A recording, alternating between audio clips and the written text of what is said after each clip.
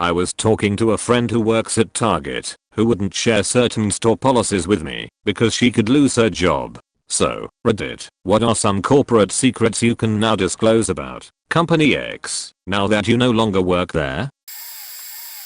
I worked at American Apparel for 2 years. During the time that I worked there, the company implemented a company-wide recruitment policy where any person applying for a position must be photographed, one headshot, one body shot. The actual resumes were thrown in the garbage. These photos were then sent to a company email address, where someone would either give a thumbs up or down to the photographs. Staff were encouraged to recruit in store and on the street, and were given a $100 bonus for every person they got approved. Before this was implemented, all existing staff were photographed, again, one headshot and one body shot. Anyone deemed to be physically unworthy was let go from the company. Of course this wasn't legal, however right before they started this process every employee had to sign a waiver form. That was pretty much a lot of legal gibberish, on the spot. I wanted to have a lawyer take a look at the form, however I was told I had to sign it on the spot, or I would be let go.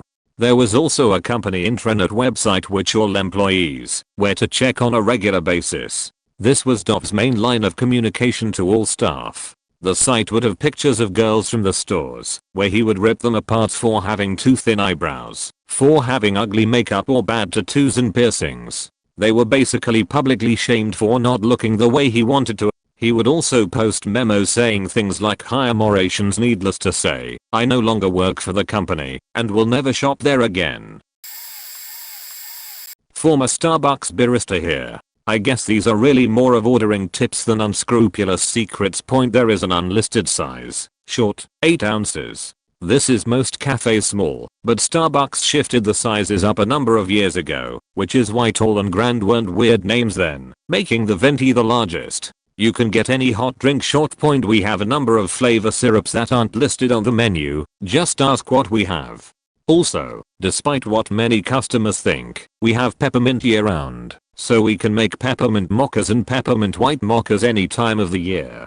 Gingerbread and pumpkin spice are seasonal, but we may not run out of stock for quite a while, so if it's February there's still a chance. Bring your own cup, save 10 cents. Might have to remind the cashier, we forget sometimes. You can get a drink for here and get it in ceramic/glass, feel fancy, waste less.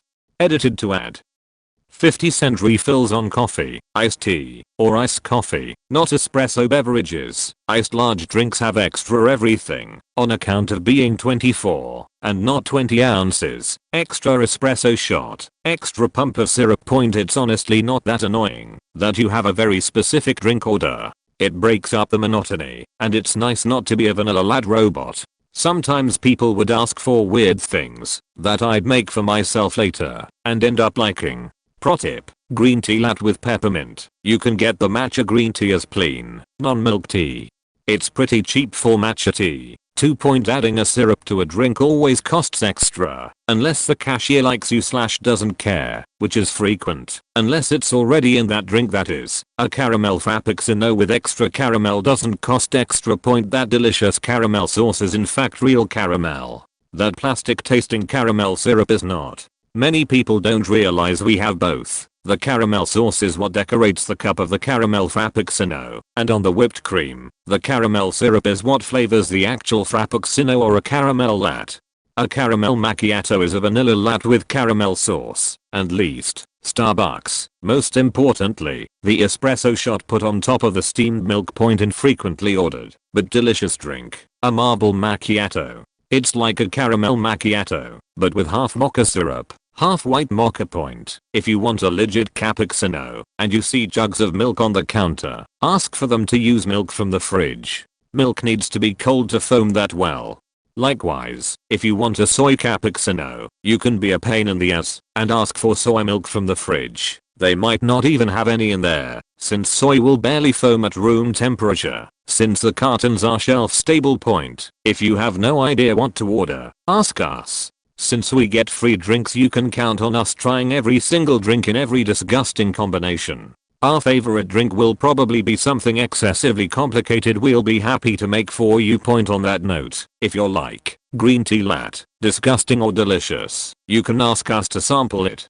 We'll make a whole drink and split it into sample cups. No big deal. Our manager will probably like us better for promoting drinks anyways, and you don't have to spend money to find out raspberry mochas are gross and green tea is delicious. Same thing for pastries. We'll sample it if you ask, and we have enough. Generally yes, if you really like a certain coffee we have, but we don't have it brewing, you can ask for a French press version. French press generally tastes better anyway, and I like it doesn't actually cost any more, and you can order whatever size you normally would.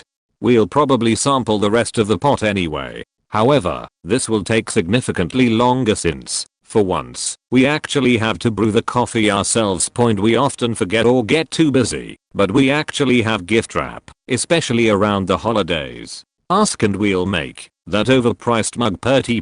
I had a few customers with impossible or silly requests. 1. Impossibly hot beverages in excess of 210 F. 2. People who ask for extra hot cappuccinos and are disappointed by them still not being hot enough. This is how a cappuccino is. There's too much air/surface area for the foam layer to ever be hot. If you want hot, get a latte. 3. Asking for less hot milk from the pitchers we've already made. We can't serve milk that has gone below 135. You have to have us make a fresh batch. Sucks for waste, better for you not puking. In terms of dairy allergy/vegan stuff, the caramel sauce, white chocolate syrup, and pumpkin spice syrup all contain dairy. The chai contains honey. The whipped cream is 100% legit heavy cream. The caramel syrup, mocha syrup, and other syrups are non-dairy. This stuff might not matter to the lactose intolerant, but to some it does. For the caffeine sensitive, the mocha syrup does not actually have any coffee, it's chocolate sauce, and is just named that because it's what we use for mochas. The cream-based list of fraps is usually pretty short, but there are usually more caffeine-free options. Just ask. Edit. You can get an old-school iced Americano, which is espresso plus all ice, instead of espresso plus ice plus then water to fill it. You can get a cafe au late, but it's called a misto. It's half brewed coffee, half steamed milk. Handy if you like lots of milk in your coffee and don't like making it room temperature with it. Edit. If you want a little soy milk in your Americano, iced coffee, or regular coffee, just ask for it at the bar. I've never seen anyone charge for it. Full cup of soy milk for a latte, yes. 1 inch for another drink, no one cares. Edit. If you want chai, but no sugar/honey, get a chai tea misto. It's half brewed tea, Tazo stuff, and half steamed milk. Also costs less. You will have to wait a little longer, since there is actual tea brewing happening. Edit. If you like honey, we have it at the bar, and can make your drink with it. Works better with hot drinks. Edit. We have 2 forms of vanilla, the syrup, and vanilla bean powder used for vanilla bean frappuccino/caf vanilla frappuccinos. You can get the powder in any drink. Many people think it's tastier, and it has those magical vanilla bean speckles. Finally, you are probably worried about being weird, inconvenient, and an asshole. Starbucks customers are the nicest in my experience. I think it's because you're all worried about being a dick. Keep worrying. Thanks. Now for the unscrupulous part. In terms of cross-contamination, it's pretty bad. We had blender pitchers labeled dairy and non-dairy, but no one cared. The metal pitchers and blender pitchers are rinsed out with pressure and continue to be used throughout the day. The steam wand on the espresso machine, used for heating milks, is cleaned with a rag that soaks in cleaning solution as well as using the steam to clean out the inside, but the cleaning solution is often pretty contaminated with all the milks. If you think about it, wiping off a little milk and then putting it back in the same liquid, even if you change it out frequently, cross-contamination is almost immediate. The soy milk does not cost more than the dairy. What's more, is its shelf-stable packaging, and so there's less waste than with dairy. Frappuccinos have the highest profit margin. Watch someone make the drink and it's apparent. It's mostly ice, generally more than the iced drinks, non-blended, gets. Not a real shake by a long shot, but so delicious. Those overpriced sandwiches below the pastry case get tossed every night. Yeah, we could take some home, but you always get tired of the food at work and none are particularly great. So yeah. Same goes for morning pastries midday in many Starbucks. Other pastries are given a shelf life of 2 to 3 days upon arrival, but generally some of those are always tossed too. Occasionally I had a whole, unopened package of something that was expired, though ideally this is minimized. These things go in the dumpster, and many people will understandably go dumpster diving for these. I mean, it's a trash bag full of slightly dry pastries, some still shrink wrapped. They purposely place the dumpsters somewhere more secluded to avoid this. They don't want to be liable, but apparently it can easily be figured out. We can guess what people will get before they order when we are bored. We have stereotypes. They hold pretty well. Except for that one skinny woman who got caramel for Puxiness.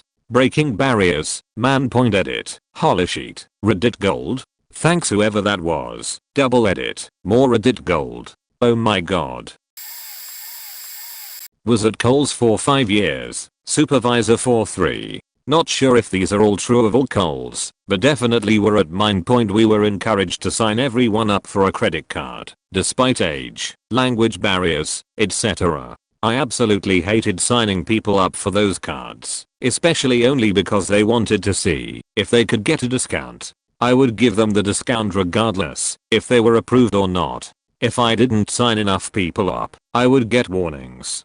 The APR on them was 27%. The jewelry cases were all opened with one key and pretty flimsy even then. With a hard jerk, you could easily open them. Also, a lot of the diamonds that were under 1/4 carat were fake. If you were returning something without a receipt and were getting a corporate refund, that meant that you were 95% of the time returning stolen merchandise. We would tell them they'd get a check in the mail. The other 5% were if it was extremely old merchandise, like 3+ years old. A few people got the hint. Those that didn't were in for a sore surprise when they would never get a check. You could easily let a friend know your associate number. Go to Kohl's, say you work at a different store, give the number, and get the associate discount. 15%. If it was returned and wasn't noticeably damaged, it went right back out on the floor. No matter how long the person had it. Inventory was always off. Probably by about ±5 units per item. I'm sure there's tons more I can think of, but it's been a while. I worked at a pet store once. It was probably the worst job I had. Animals were generally well taken care of in our store, but almost never touched or played with, unless the managers were gone. This pretty much makes any animal we sold pretty hostile to its new owner or unmanageable. It also sucked, because when stupid kids would come in and want to hold animals, we all would groan on the inside, knowing we were probably gonna get bit. The kid was definitely gonna get bitten too. Probably will also drop it in surprise and make us run around trying to catch it again. If the management had let us handle them a bit more, we wouldn't have had kids freaking out over being bitten by a gerbil or a parakeet, or people bringing the animal back when it wasn't instantly warm and receptive.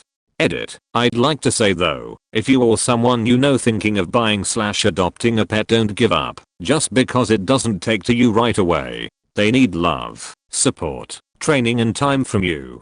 Just because it isn't all love now doesn't mean it won't be if you treat it right. Just remember the places they come from, where they don't get affection very much. It's new to them.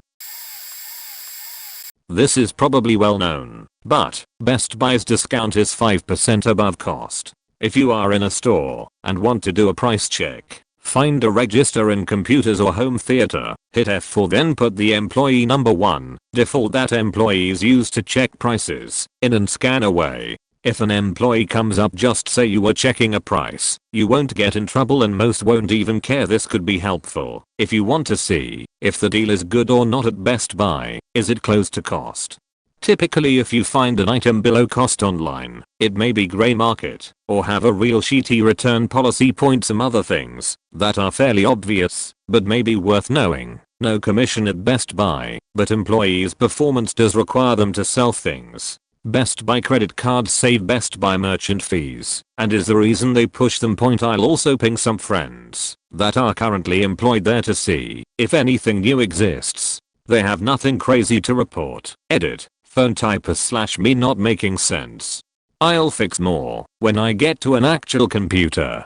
Sorry, edit 2, made some changes. Since I'm on an actual computer employee pricing, a lot of you are saying that the employee pricing is 5% above cost but a maximum of 50% off retail. This was true. The employee pricing policy did change to this. However, when Jolly recently took over as CEO he changed it back. If you don't believe me, go ask anyone who works for Best Buy. The old discount is back. From a person who recently quit Target as a cart attendant / cashier, they push for red cards a lot and call them bullses when we get someone to sign up. Even if someone doesn't get the credit card version of the red card, still messes with their credit. From what I was told by friends, discounts are only for spouses and children under a certain age. I'll let my friends use them all the time, because no one checks the name along with ID. We frequently have people who use coupons to reduce their prices to pretty much free. If you wonder why we call over our managers, that's why. Goes with people that seem to have stolen credit cards too. Also, allows the employees not bear responsibility. If it gets through point all the cameras are very real, and at least at the one I worked at, policemen are not too far away. Maintenance are done frequently point all cashiers are expected to get 2% red card conversions. Means if you are not getting 2 people signed up per 100 and you can go through like 600 people a day, means you're not doing your job and you are going to get talked to by the higher ups. Team members equals employees and guests equals customers are what people are referred as in store. Point not sure if these are secrets, but it's all I can think of for now.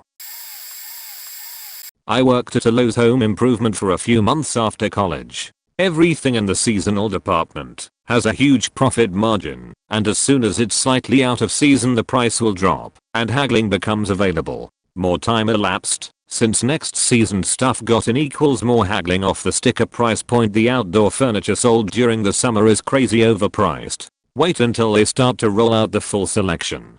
Your choices will be more limited, but my managers used to give away $200 tables for $50 or less because they just wanted the floor space back for new stuff. This is even more true for decorations, like Halloween inflatables, Christmas lights and fake trees. Same thing goes for the seasonal power equipment. Deals can be acquired on leftover snowblowers, depending on who you're talking to. Also, Lowe's almost always puts power equipment on sale right when they get it, usually 15-25%.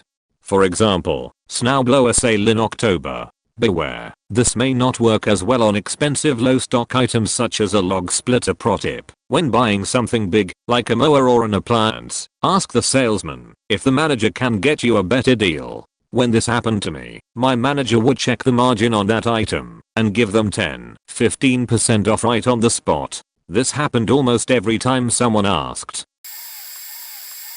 I've worked at a few major Canadian alternative financial businesses. One has a major parent company in the US with the same policies. So what I'm about to say applies to Money Mart, Cash Money, Speedy Cash, and Rapid Cash. And those are some pretty major companies, so I feel confident that this is industry-wide. Point: there is no authorization system. Absolutely none. We talk it up, like we have to put all this information in the computer and send it all off to head office for an approval, but there is no such system.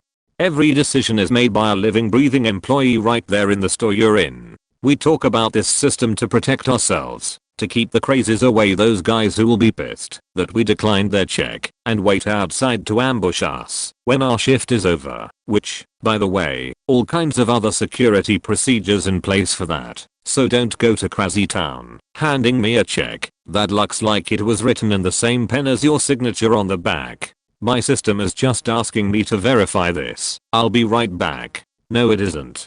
I think you're trying to hand me a stolen check. Point: handing me a low sequence check, for instance check number 0003, from a numbered company? My first thought is it's a fake business, unreliable, unestablished. I'm probably not going to cash it. Oh, I'm really sorry, but my authorization system is down right now. Can you come back tomorrow? So I can run a search to see when the company was registered, who it's registered to, and so forth.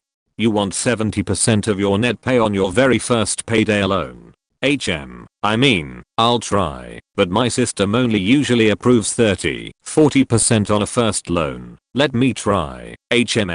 Yeah, says I can only give you $200. I might be able to get you a little more if you have any references verifiable in the phone book. Do you know anyone with a landline? Note, Money Mart is unique in that the system actually caps you at a maximum of 20-30% on the first loan, but the rep at the window can still offer below that if they don't trust you. Sending $2,000 to Nigeria with some generic test question about what their favorite color is? Sorry, my Western Union system is down. Beach, that thing never goes down. You're just too stupid to realize it doesn't make sense for a nice 2-bedroom apartment in downtown Cityville to be $300 a month with a huge deposit and a landlord in a foreign country who will call his buddy to let you look around just as soon as he gets your security deposit that there's no way to get back once you give him that lovely little 10-digit number on the receipt. We blame the system because it protects us, because it keeps us safe, because it's hard for you to argue or bicker with us when you don't believe we have any say in it. But we do point the only time the person you're dealing with face to face isn't the sole person making the decision is if they're a newer employee and they haven't been deemed able to be trusted with the amount of money you're dealing with. For instance, someone who's been working for us for less than 6 months needs to get actual approval from a real other person for a $4,000 check. Using a throwaway, because I know that the boss mentioned below is a Redditor back in 2008. I worked for a Red Lobster in Michigan. The guy who ran it was extremely wealthy and definitely a little mentally different. Let's call him Rick. Nobody knew for sure what Rick used to do that made him so rich, because there was no way in hell our Red Lobster restaurant was pulling in enough money to make him that rich. The pay there was amazing because of him. Nobody there made less than $50 an hour. And on top of that we had healthcare benefits and 28 days of vacation a year. Our Red Lobster would have gone out of business long ago if the funds for all of that was coming from the profits, because our restaurant just wasn't doing so well. We all knew it was because of Rick. The Red Lobster we worked at was one of the best in the state in terms of quality, but it was in a bad area, so we didn't get that many customers. It really was a dream job. Rick truly cared about each and every one of us. Although the job application was intense, I felt like I was being interrogated for treason. Once I was in, I was family, as Mayfairish as that sounds. I worked as a server, bringing orders from the customers, and bringing food to them. For the money and benefits I was receiving, it was the best job I had ever had. But there was one catch. Remember how I said that my boss was a bit mentally different? He had a bit of a fetish for the butter sauce. At the end of each workday, he would randomly ask 3 of the employees to stay overtime for a few hours.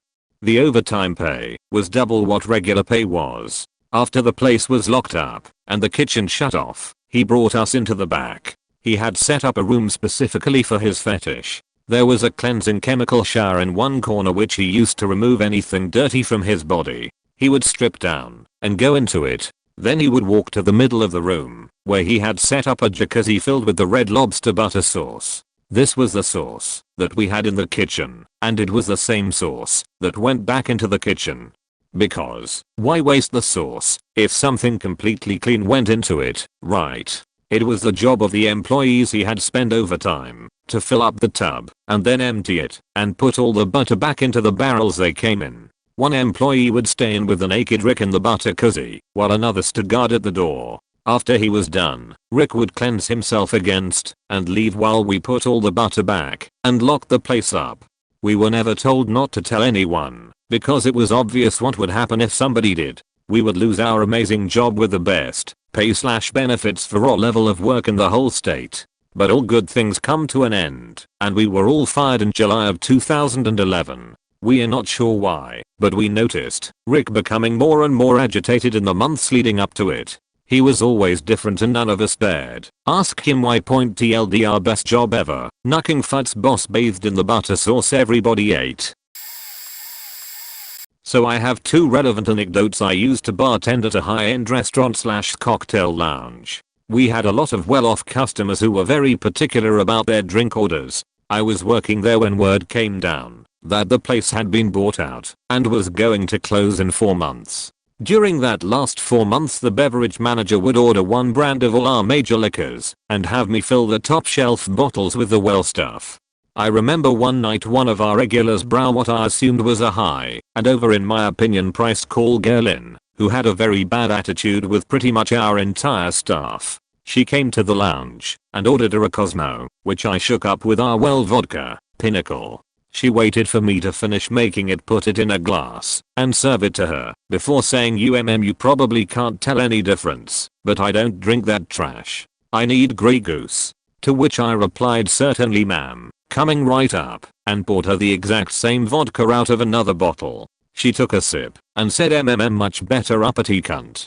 The school I go to currently administers practical examinations every 3 weeks. There is a $150 fee to retake the examination if you fail it. One of the teachers who retired last year was a pretty good friend of mine. Before he left we were talking about the practical and he confided in me that the administration told the teachers that administered the test in no uncertain terms that they had to fail 35% of the students that took the test. I've since confirmed this with 2 other teachers that oversee the exams. One of them said that he literally picks names out of a hat. Edit. Wall of text.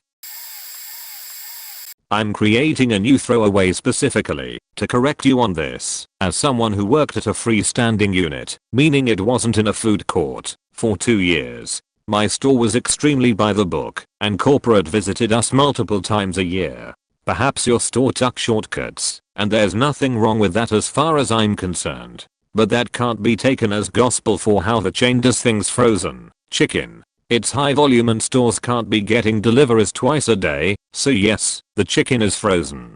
But it's frozen raw, and it's then thawed, filleted, breaded, and fried or grilled. Depending on the menu item, it might be frozen in marinade. It's not like this stuff, though it may very well be Tyson Point French fries / bagel / chicken salad sandwich bread / etc. Don't act like you're so surprised. Desserts, ice cream, brownies, cheesecake, lemon pie. Produces generally all fresh. Fruit for fruit cups, carrots, that sort of thing was delivered on the truck at 4 AM 3 times a week. My favorite shift, along with frozen stuff and things like cups, bags, sugar, etc. Less hardy produce such as lettuce and tomatoes were delivered from a local produce vendor I believe daily, but YMMV. I don't believe anything at all was canned. If we ran out of something, extremely rare, but it did happen, we didn't substitute shittier stuff, we just took it off the menu for the day. I worked there for 2 years, from 2009 to 11. Things may have changed, but they have not changed that much that quickly. Victoria's Secret is actually a pretty chill place to work assuming you have great managers. Employees get 30% discount on non-sale items every time a new bra is released, not just color, but actually new style. The employees get a free one, which means they are actually pretty knowledgeable about the products because they've actually worn them. Same with beauty products like lotions or new body mists. Employees who are best at pushing credit cards are placed at cashier. If they don't meet the VS credit card quota set by the store manager, they will be removed from cashier duty. If an employee isn't making sales, pushing credit cards, or bra fittings, or if the manager doesn't like them, their hours will get cut to non-existent. Inventory is pretty dead on, so if they page the stock girls and they say there's no more in the back, believe them. I worked in the stock room, and processing inventory involved counting every single thong, sweatpant, nightie, hoodie, whatever, and confirm it against the number on the invoice. Employees are not allowed to leave their section, which means that girl in pink cannot assist you in the body by Victoria section. Typically, nothing in the pink panty bar is tagged because it doesn't look neat. Varies by store. The cameras are all real and are watched by management in the office. Those detectors by the doors are real as well, though if you steal something they have a no chase policy. The deterrent action is to offer a shopping bag to help you hold everything. The mall I worked in was pretty consistent about calling mall security / the police. I worked at a foreclosure law firm that was basically a mill. We represented banks in the foreclosure process and took people's homes. I gained employment at the firm through a temp agency, and if you made it past 90 days, you become a permanent employee. My first day, I noticed that the entire firm was mostly women in their early 20s, and no one was saying a word to each other. I soon realized that this was due to a high turnover rate. Everyone was new and rarely made it past the 90-day mark. I made it a year and a half and could go on forever about the banking industry and why we're in the mess we're in. Point. Because the foreclosure process in most states is judicial, it goes through the courts and sometimes takes years to get to the foreclosure sale. We would have to create affidavits for each case that had a breakdown of what the defendant owed to the bank. We'd then email thousands of affidavits to several banks where people would sign, date, notarize and FedEx back to us.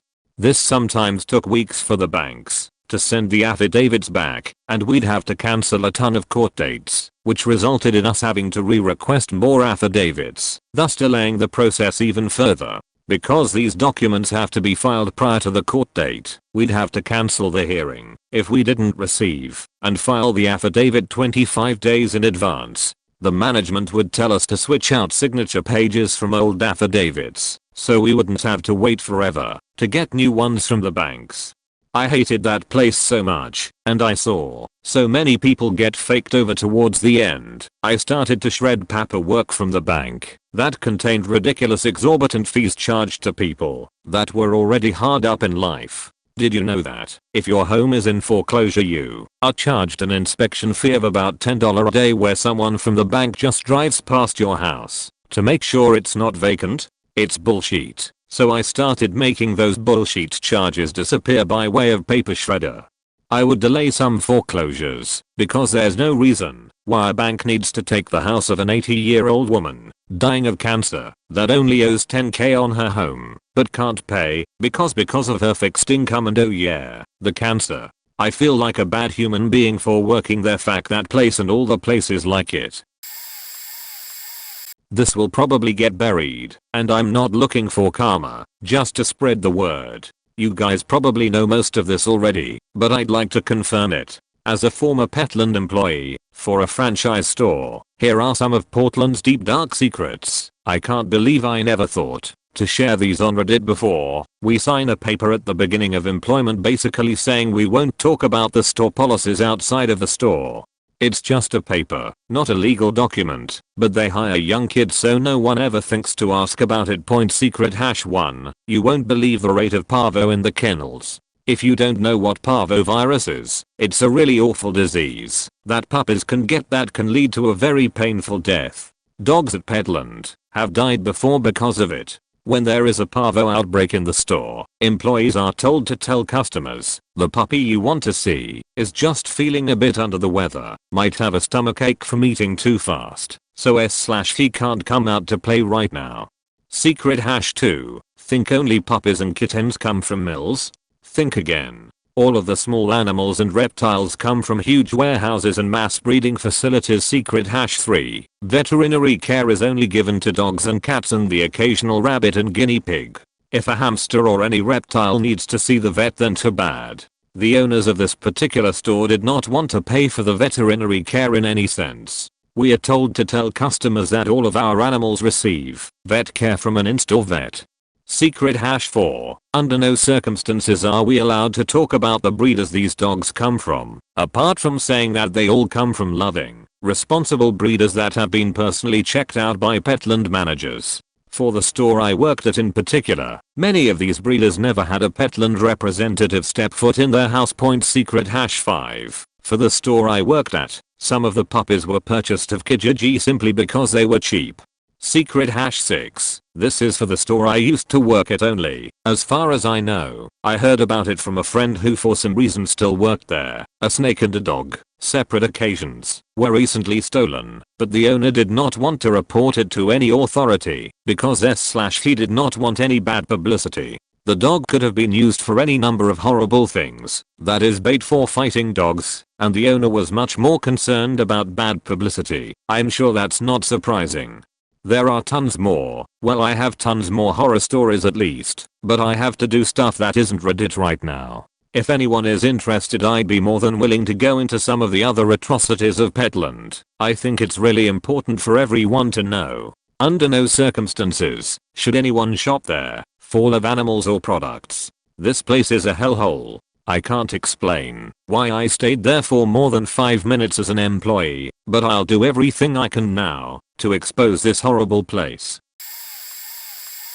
Throwaway for non-disclosure agreements. I have worked for several call centers for retailers, mainly for Sam's Club. Here are a few tips about Sam's Club. They make most of their money on membership. There is a very small markup on their items due to this. This is fairly obvious, though. Point if you need a mattress and can afford a new one, buy a Serta through samsclub.com. They have a 10-year warranty, and usually they check the mattress and box springs you want to return and try to find a reason to stop the warranty.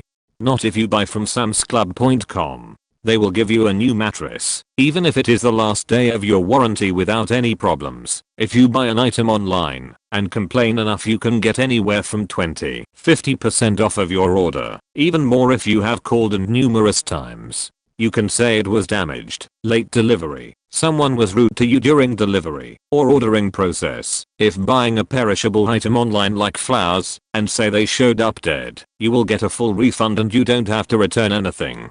The only exception, where they will ask for proof, if it is a very large order for like 500 stems or more, and you say they are all dead. Point. If you return something from online, don't ever say you just changed your mind. You don't get your shipping back. Say it was damaged or defective. Point. All of this is because people pay for their membership and feel entitled.